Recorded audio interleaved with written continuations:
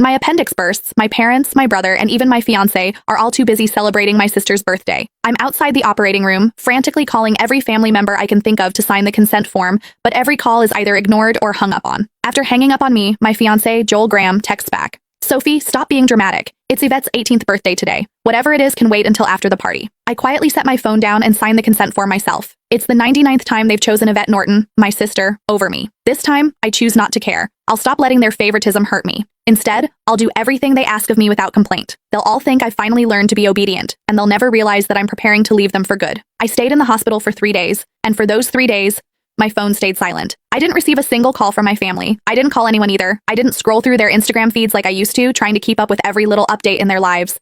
Instead, I just quietly rested in my hospital bed and dragged my weak body around for checkups and payments. Even on the day I was discharged, I didn't tell a soul.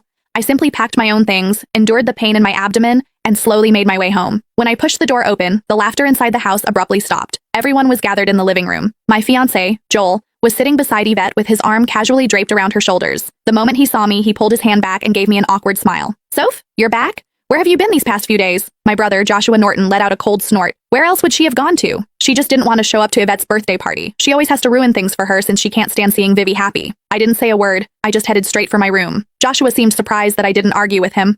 Normally, whenever he accused me of being selfish, I would break down in tears and desperately defend myself.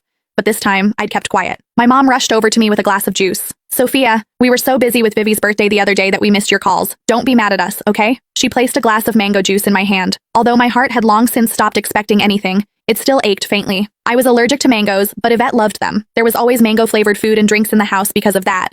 But no matter how many times I reminded them, no one ever remembered that I couldn't have mangoes. I handed the glass back to Mom and quietly stepped back. I'm not mad, I'll just go to my room. Just as I turned around, a loud noise came from the living room. Dad abruptly stood up and slammed his hand on the table. He screamed, "Why have you been walking around with that sour face ever since you came in? Your mother already apologized and even gave you your favorite drink? What's with that attitude? It looks like we've spoiled you too much." My heart twisted, and even breathing hurt. Tears blurred my vision, but I still lifted the glass from Mom's hand and drank it all in one go. I then gently set the empty glass down and wiped away my tears. I calmly looked at Dad. Yvette's the one who likes mangoes. I'm allergic to them, but it doesn't matter. I already drank it all. Can I go to my room now? Sophia, why didn't you say something earlier if you were allergic to it? Who told you to drink it? You're so stubborn. Mom panicked and quickly patted my back. Dad looked embarrassed, but he still harshly replied, "You could have just explained yourself. You've always had that unlikable attitude. You're nothing like Vivi. She knows how to communicate." Yvette's voice drifted over from the couch. "Dad, don't say that about Sophia. You'll make her sad." She sounded gentle, but the smugness in her eyes was impossible to hide. Yvette had always used my dullness to highlight her perfection. No matter what it was, she loved comparing herself to me. She would only be satisfied when she got to trample me.